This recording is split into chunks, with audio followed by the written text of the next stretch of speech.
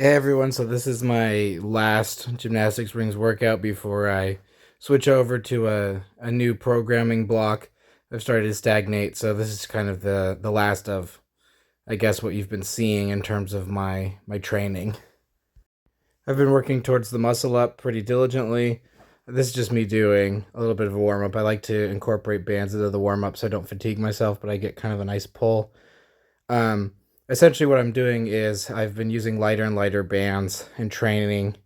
I guess you could call it either a high pull up or a precursor to a muscle up. It's essentially the same thing, but I'm just training myself to pull explosively as much as possible.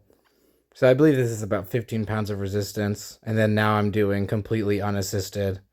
And fortunately, the most important thing here is that my elbows feel good. And here's me at the beginning of the rings workout. So separate training session, just to clarify. Essentially doing the same thing. I just set up the red band, which is like basically my weakest resistance band. It's almost no resistance.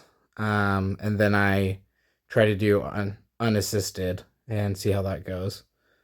I think really it just comes down to I need to refine my technique a little bit more, maybe change up my hand placement. I think I'm very close to being on the cusp of it. I feel that strength wise I'm there, but my technique is still not completely optimal. And some of that may just be because I've been training with bands. And so it's not like an even curve in terms of resistance. But yeah, I can tell I'm very close. Anyways, just enjoying the fall day. This is the first kind of part of October where it's getting really into cold weather. So I'm kind of in that weird halfway layers. I'm wearing a hat, sweatpants. It's cold in the shade, warm in the sun, that kind of mid-fall feeling that you get. Here I am just literally just stretching and mobilizing my shoulders. I've been trying to be a bit more aggressive with my mobility work, and it's definitely reaped some nice dividends. Here I am just doing front lever row, and then trying another one. I'm not quite strong enough for straddle. I'm going to start doing more dedicated static skill work to hopefully continue progressing at that. And then just the usual L-sit pulls. These felt fine. Again, I've definitely, well, that actually was doing pretty well in terms of shoulder mobility, so that was nice. But yeah, I've definitely hit a point of stagnation where I've pretty much milked this kind of style of training for all that it's been worth.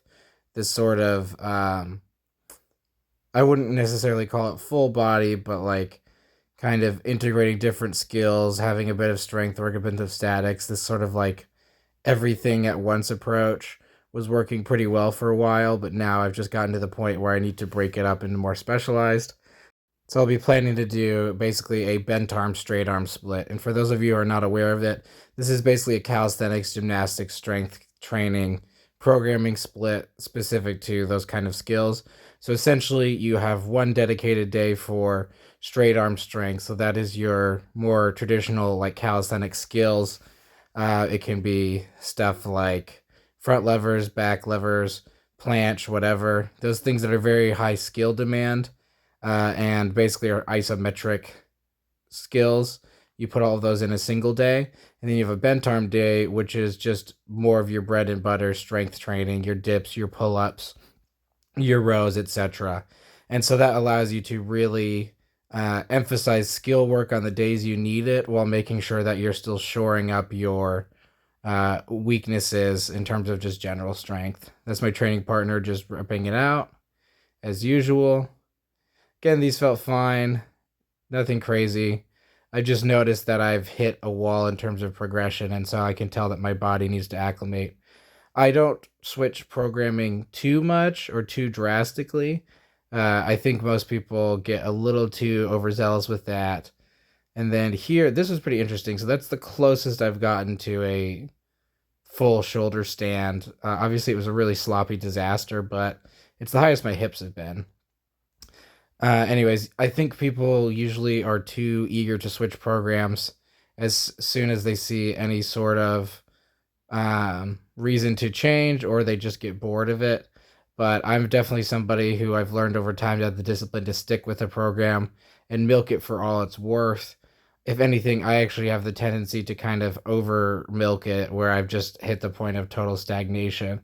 But I would much rather do that and really get all the adaptations I possibly can get squeezed out of a program, making sure that it's actually good and that I can like learn a lot more from it than just switching programs willy-nilly, not really progressing as consistently as I want to.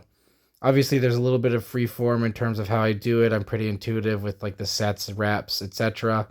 Um, but there is a general format. Sorry for the sun glare here. Did not realize that. I just had hit the worst timing in terms of that. So yeah, this is essentially a little bit of primal flow, a little bit of burpees. I actually bruised my hand pretty badly from this.